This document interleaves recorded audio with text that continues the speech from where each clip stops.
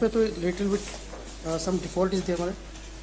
8.1 in which this honorable court is issuing direction to presence of the IO matter. The matter Anil Pathak. Anil Pathak. The matter relates to the person who was appointed in 2008.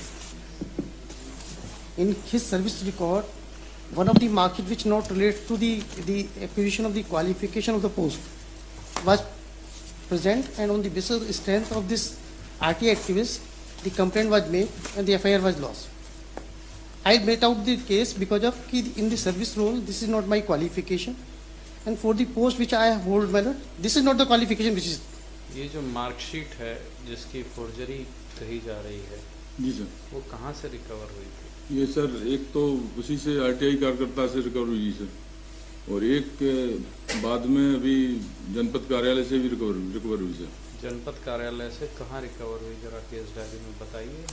जनपद कार्यालय में पहले sir जब उन्होंने उनसे record मांगा था उस समय उन्होंने प्रस्तुत नहीं की थी, लेकिन इनकी जो वरीयता सूची है सर, चयन सूची, उसमें इनको 20 नंबर मिले. तो मैंने उनसे जनपद के कर्मचारी से पूछा कि आप इनको 20 नंबर किस आधार पर मिले, डीएड और बीएस के डीएड के क्वेरी की थी? जी सर. वो क्वेरी दिखाइए. नहीं, मैंने उनसे जब वो चयन सूची लेके आए थे ना सर, तो चयन सूची में मैंने पूछा कि 20 नंबर इनको कैसे मिले. 49 पेज नंबर सर 49 है.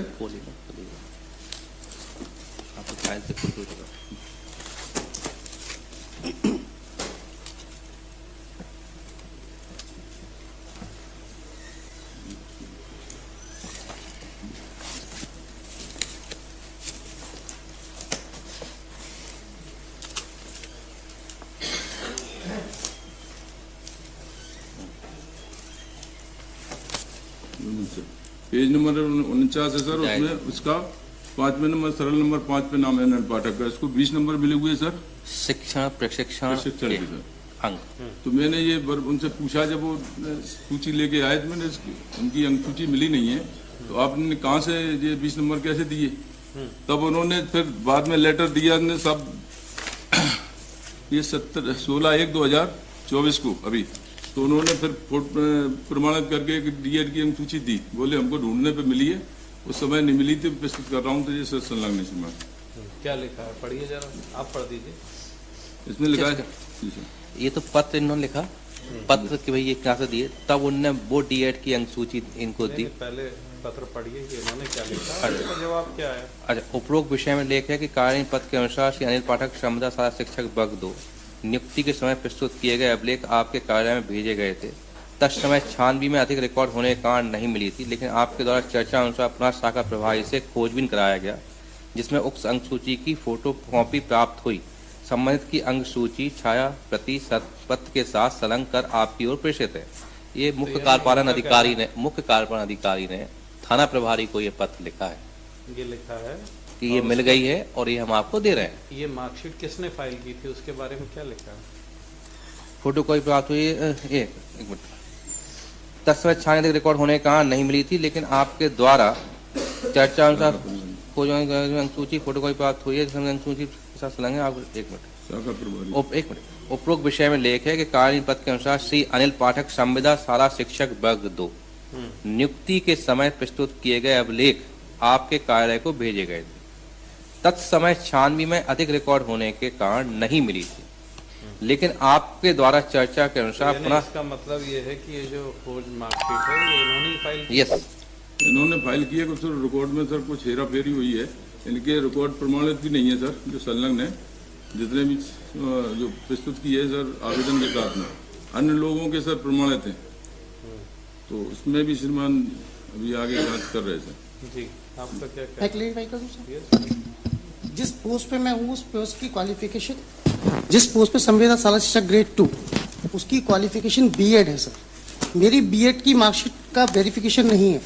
मुझे जो मार्क्स मिले हैं वो बीएड के मिले हैं सर, एंड मेरे सर्विस रोल की वो कॉपी पेश की है श्रीमान के सामने. और recently I have verified the document, और मैंने एप्लीकेशन पेश की है for leave to take document on record. उसमें मेरे डॉक्यूमेंट्स के साथ मेरे सर्विस रोल में बीएड की मार्कशीट है. आप डीएड की जो आरटीआई का एक्टिविस्ट ने दी है सर, उस फोटोकॉपी में पूरा केस चल रहा है. आरटीआई एक्टिविस्ट को नहीं दी है, कंसर्न डिपार्टमेंट ने सर आपने एडमिशन है कि सबसे पहले आरटीआई एक्टिविस्ट ने दिया है, आरटीआई वो उसी पे वो चल रहा है सर, उस पर जिसकी फोटोकॉपी इनने प्रोवाइड की है उसी का रिकॉर्ड उन्होंने फोटोकॉपी प्रोवाइड की है सर। मैं वही बता रहा हूँ सर, मैं वही बोल रहा हूँ सर।